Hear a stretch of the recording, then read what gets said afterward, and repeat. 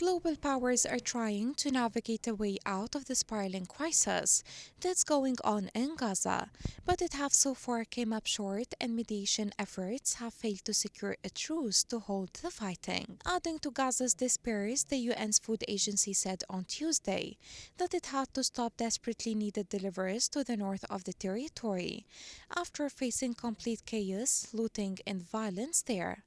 Since the start of the war between Israel and the Palestinian resistance, Gaza has been plunged into a food crisis with outside aid severely restricted. The UN has repeatedly sounded the alarm over the dire humanitarian situation in Gaza, warning that food shortages could lead to an explosion of preventable child deaths.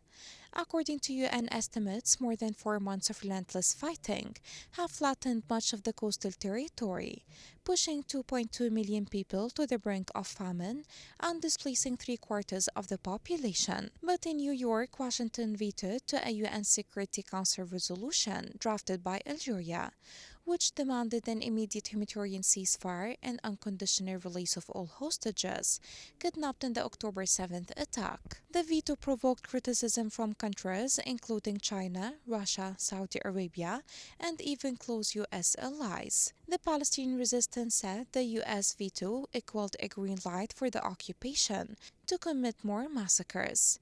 As world powers voted, Israeli strikes pounded Gaza early Wednesday, as fighting on the ground raged on, leaving 103 people dead. Witnesses reported heavy fire in areas around Gaza, including the south of the territory's main city, Khan Yunis, and Rafah near the Egyptian border, where around 1.4 million displaced Palestinians have sought shelter. Negotiation efforts have failed to secure a long-term truce, and despite international pressure, Israel has insisted that a ground operation on Rafah is essential to destroy the Palestinian resistance.